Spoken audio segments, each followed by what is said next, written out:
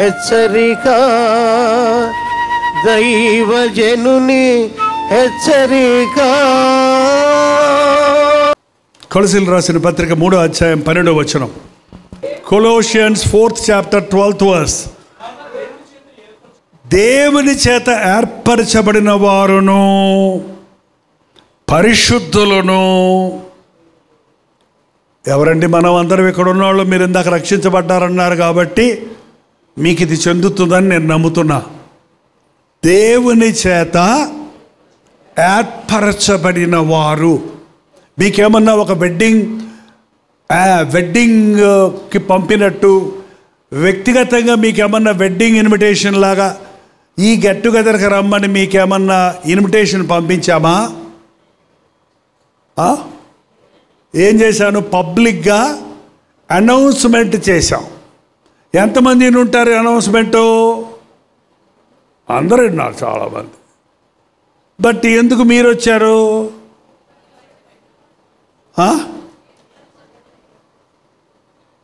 నువ్వు ఏర్పరచుకున్నావా? మనం ఇవాళ ఇక్కడ ఉన్నామనేది మనం అనుకుంది కాదండి. మనం అనుకునే చాలా ఉంటాయి, అన్నీ జరగవు. కానీ దేవుడు అనుకున్నవి మాత్రం ఖచ్చితంగా నెరవేరుతాయి. దేవుని ఉద్దేశంలో నువ్వు ఉన్నావు. నువ్వు ఈరోజు ఇక్కడ ఉండాలన్నది ఆయన ఏర్పాటు చేశాడు. నమ్ముతున్న వాళ్ళు అల్లే చెప్పండి. You are not here by an accident, but you are here with an appointment with God. దేవుణ్ణి ఎదుర్కోవడానికి, దర్శించడానికి నువ్వు ఇక్కడ ఉన్నావు అని నమ్మండి. ఎందుకొరకు నన్ను ఇక్కడికి రప్పించావు ప్రభా, అది నేను పొందాలి అని విశ్వాసంతో ఎదురు చూడండి. ఈరోజు దేవుని సన్నిధిలోనికి వచ్చిన రోజు నీ జీవితంలో ఒక మరపురాని రోజుగా, ఒక మేలు పొందిన రోజుగా, ఒక కనువిప్పు కలిగిన రోజుగా నువ్వు చూడగలుగుతావు. ఒక స్వస్థత పొందిన రోజుగా. ఎందరో ఉన్నారు, కానీ కొందరిని దేవుడు ఎందుకో ఏర్పరచుకున్నారు. నాట్ దట్ వీఆర్ గుడ్, మనం మంచోళ్ళమని కాదు, మన మిగిలిన వాళ్ళకంటే భక్తులమని కాదు, మనలో ఏ ప్రత్యేకత లేదు. But somehow God chooses. కారణమే లేదు, హేతువే లేదు ఆయన ప్రేమకు. He will just pick up some people అన్నట్టు. సడన్గా నేను ఆయన చేతుల్లో పడ్డాను, అది నాకు ధన్యత అనేది మనం గుర్తించాలి. దేవుడు ఎందుకో నిన్ను ఏర్పరచుకున్నాడు. మీ ఇంట్లోనే చాలామంది ఉన్నారు. మీ ఇంట్లో ఉన్న వాళ్ళందరూ కూడా ఇంకా ప్రభుని నమ్ముకోవాలి, కానీ నిన్ను పట్టుకున్నాడు ప్రభు. దేవునికి ఒక ఉద్దేశం ఉంది, ఒక ప్రణాళిక ఉంది. నువ్వు రక్షించబడ్డావంటే ఇంకా దేవుని కృప విస్తారంగా నీ మీద ఉంది. ఇందాక సహోదరి చెప్పినట్టు విని రక్షించబడిన వాళ్ళు ఎందరో ఉన్నారు. క్రైస్తవ కుటుంబాల్లో పుట్టి మారిన వాళ్ళు ఎంతోమంది ఉన్నారు.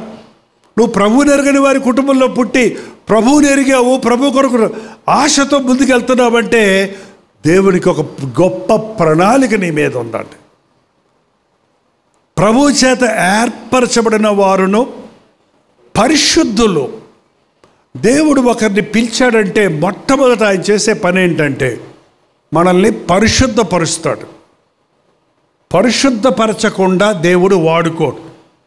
మన ఇంట్లో ఉన్న గిన్నెలు మనం కడగకుండా వాడుకోగలమా? ఏంటండి, కడగకుండా వాడతారా? మీ పాల గిన్నె మరి ముఖ్యంగా గుర్తుపెట్టుకోండి. శుభ్రంగా కడగకుండా దాంట్లో మంచి పాలేసి కాస్తే ఏమవుతాయి? విరిగిపోతాయి, పాడైపోతాయి. దేవుడు మొదటగా ఆయన చేసే పని ఏంటంటే మనల్ని కడుగుతానంటున్నాడు. మనల్ని తన రక్తంతో కడుగుతున్నాడు. నీళ్ళతో కడిగితే పోదు పాపం. స్నానం చేస్తే పాపం పోద్ది అనుకుంటున్నారు.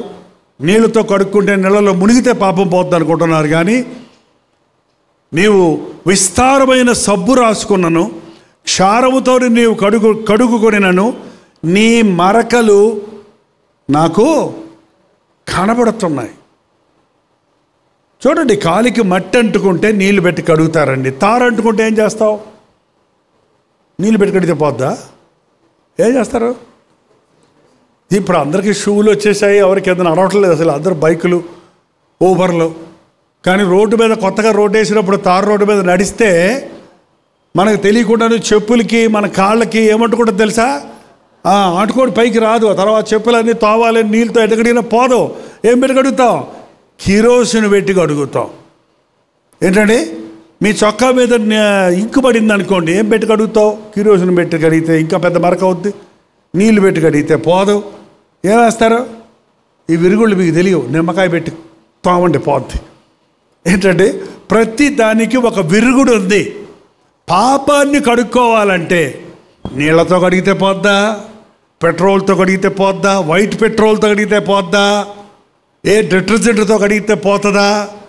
ఏంటంటే పాపపు మరకలు పోవటం కోసం యేసుక్రీస్తు తన ప్రశస్తమైన రక్తాన్ని చిందించాడు. డాగు లేకుండా, మచ్చ లేకుండా నిన్ను పరిపూర్ణుడిగా చేయడానికి, నూతన సృష్టిగా చేయడానికి, నిర్దోషము నిష్కలంకమైన గొర్రెపిల్ల వంటి క్రీస్తు రక్తము ద్వారా మనం విమోచించబడ్డామో. పాతవి గతించినదిగో సమస్తము కొత్తవాయను.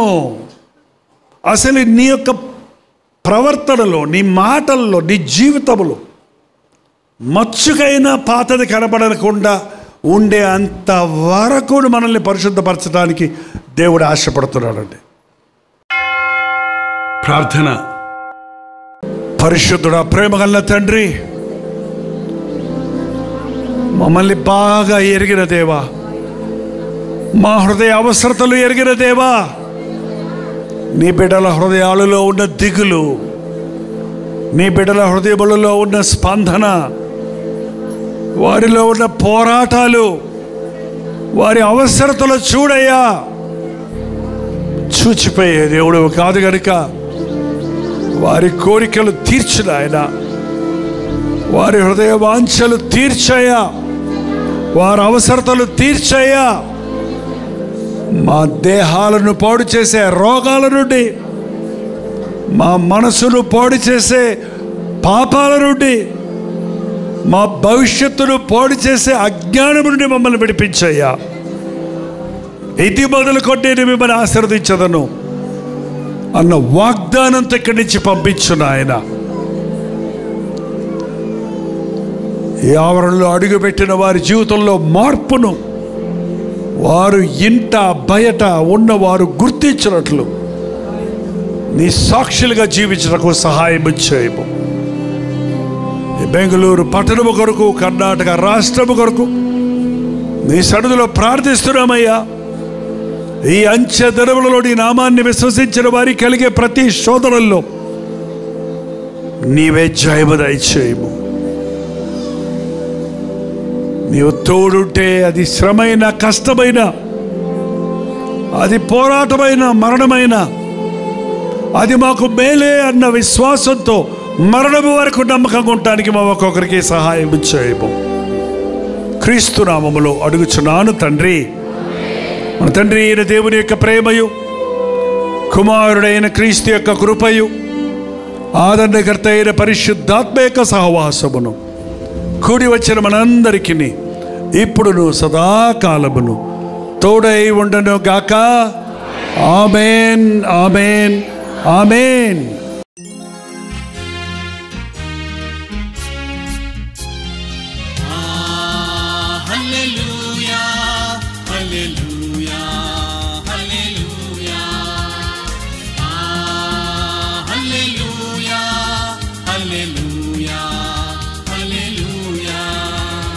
కలువరి ప్రేమే మధురం, కలువరి ప్రేమే మధురం, కలువరి ప్రేమే మధురం, కలువరి ప్రేమే మధురం. హల్లెలూయా, హల్లెలూయా, హల్లెలూయా, హల్లెలూయా, హల్లెలూయా, హల్లెలూయా.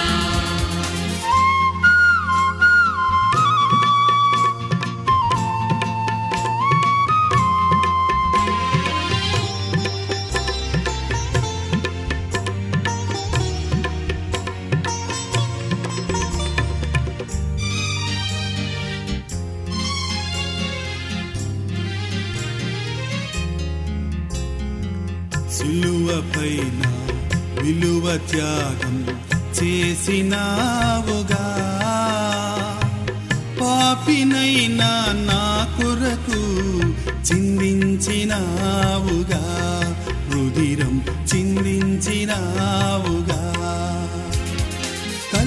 కలువరి ప్రేమే మధురం కలువరి ప్రేమే మధురం కలువరి ప్రేమే మధురం కలువరి ప్రేమే మధురం